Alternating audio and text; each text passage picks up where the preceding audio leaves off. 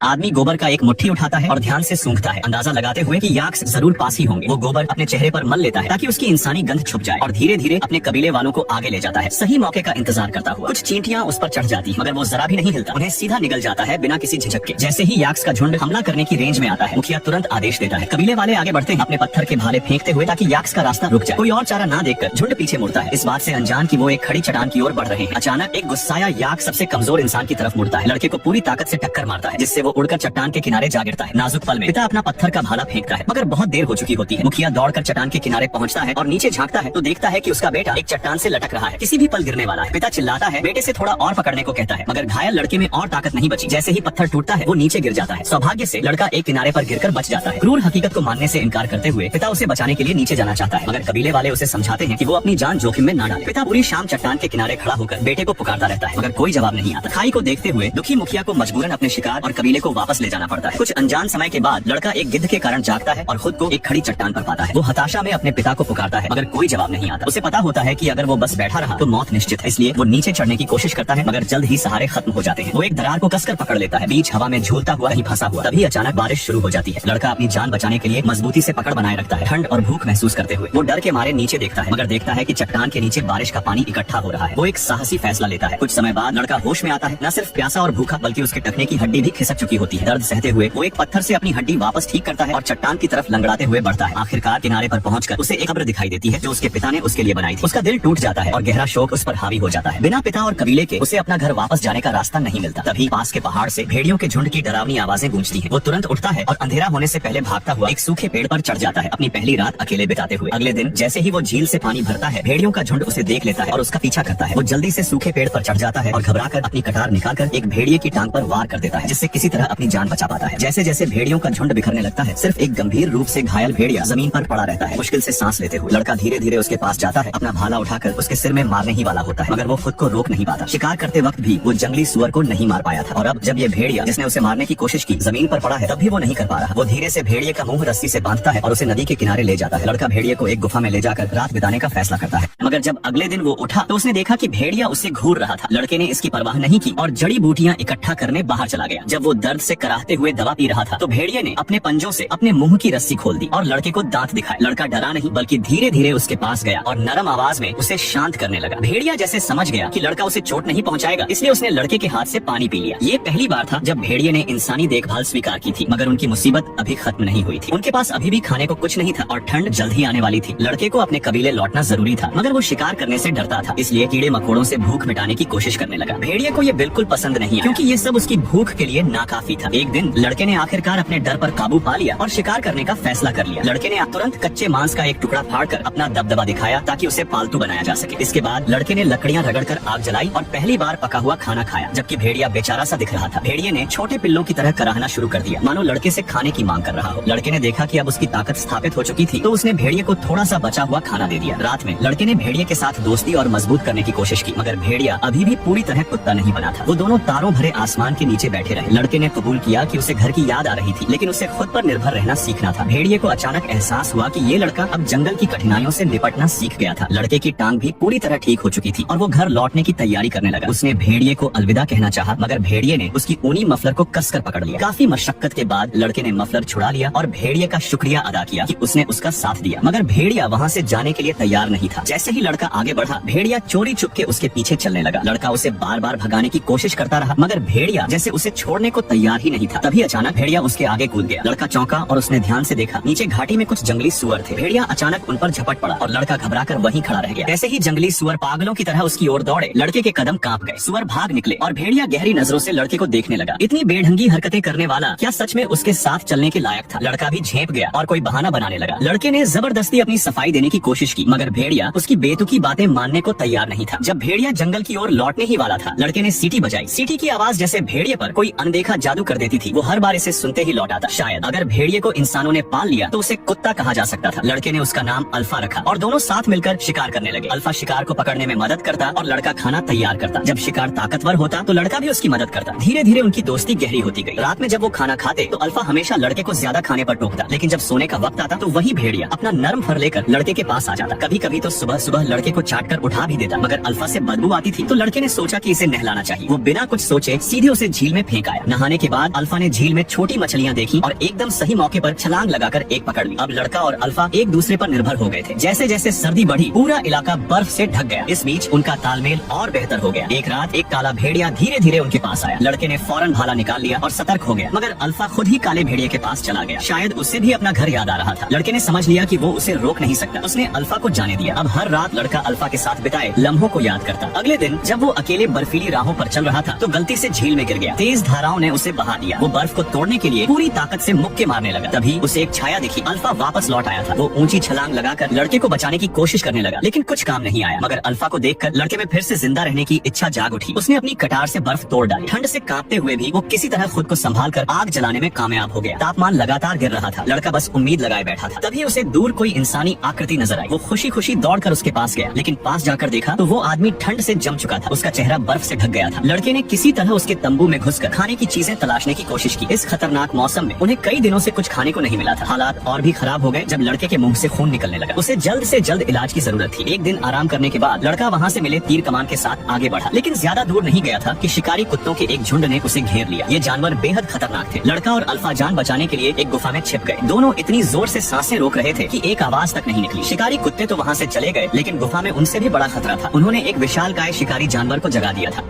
ये Saber tooth tiger शिकारी भेड़िया से भी ज्यादा खतरनाक था, लेकिन रास्ते में ही अल्फा उसे रोकने खड़ा हो गया। भले ही अल्फा उसके सामने टिक नहीं सकता था, फिर भी वो बार बार खड़ा होकर उसे रोकने की कोशिश करता रहा। आखिरी पल में उसने अपने तीर कमान को कसकर पकड़ लिया। खतरा टलने के बाद अल्फा भी बेहोश हो गया। उसने उसे पुकारा, लेकिन वो कोई प्रतिक्रिया नहीं दे रहा था। उसने अल्फा को बर्फीली हवाओं से बचाया और अल्फा भी उसके साथ चलता रहा। आखिरकार उसे रास्ते का एक छूटा हुआ निशान मिला, लेकिन उसकी चोटें भी और गंभीर हो गई। अब उनके पास बस एक दूसरे का सहारा था। रात को वो बर्फीली जमीन पर ही सो गए। जैसे जैसे ठंड बढ़ती गई अल्फा आखिरकार टेक नहीं सका और गिर पड़ा। उसकी हालत बहुत खराब थी और तुरंत इलाज का कोई साधन नहीं था। उसने उसे हिम्मत देने की कोशिश की, लेकिन अल्फा में अब कोई ताकत नहीं बची थी। तब उसने उसे अपनी बाहों में उठाया और चलना जारी रखा, लेकिन आखिरकार वो भी गिर पड़ा। बेहोशी में उसने अपने माता पिता का सपना देखा, जो उसका घर लौटने का इंतजार कर रहे थे। इस सपने ने उसे फिर से हिम्मत दी और वो अचानक जाग गया। उसने अल्फा को अपनी गोद में उठाया और आगे बढ़ता रहा। दिल में बसे उम्मीद ने उसे जीवित रखा, लेकिन अगर उन्हें जीवित रहना था तो सफर जारी रखना ही था। और आखिरकार उसने अपने कबीले को देख लिया। अल्फा अब ज्यादा देर तक टिक नहीं सकता था, लेकिन उसने अपने कदम बढ़ाए। जब वो गांव पहुंचा तो सबको यकीन ही नहीं हुआ। अल्फा जिंदा था, लेकिन गहरी चोटों के कारण कुछ कदम चलने के बाद फिर गिर पड़ा। उसने अपना हाथ बढ़ाया। उसके पिता ने भावुक होकर उसका चेहरा छुआ और उसकी माँ रोते हुए उसके पास आई। किसी ने नहीं सोचा था कि वो जिंदा लौटेगा। बेहोशी में भी उसने अल्फा की ओर इशारा किया और अपने पिता से उसे बचाने की विनती की। बिना अल्फा के साथ वो दुश्मनों से नहीं लड़ पाता। जब उसने होश में आया तो उसकी पहली नजर अल्फा पर पड़ी। वो शांति से पड़ा था, पूरी तरह ठीक नहीं हुआ था, लेकिन प्रधान पुजारी ने अल्फा के पेट पर हाथ रखा, जैसे कि वो कुछ महसूस कर रही हो। कुछ देर बाद अल्फा ने कई छोटे प्यारे भेड़िया जन्म दिए। लड़ाई के दौरान वो गर्भवती थी। उसने उसे प्यार से सहलाया और उसका आभार जताया कि उसने अपनी जान की बाजी लगाकर उसकी रक्षा की। कुछ ही समय में वो छोटे भेड़िए बड़े हो गए। वो कबीले में पले बढ़े और उसने हमेशा उनका साथ दिया। सालों बाद कबीले के शिकारी जब भी शिकार के लिए निकलते, उनके साथ हमेशा एक साथी होता, ये भेड़िए। इस वजह से उनका कबीला सबसे ताकतवर बन गया। समय के साथ इन भेड़ियों ने अलग अलग क्षमताएं विकसित कर ली। कुछ ने मालिकों के लिए भेड़ों की रखवाली शुरू की, कुछ ने शिकार में मदद की और कुछ ने बर्फीले इलाकों में स्लेज खींचे। अल्फा ही कुत्तों का सबसे पहला पूर्वज था और उसकी वफादारी पीढ़ी दर पीढ़ी आगे बढ़ती रही।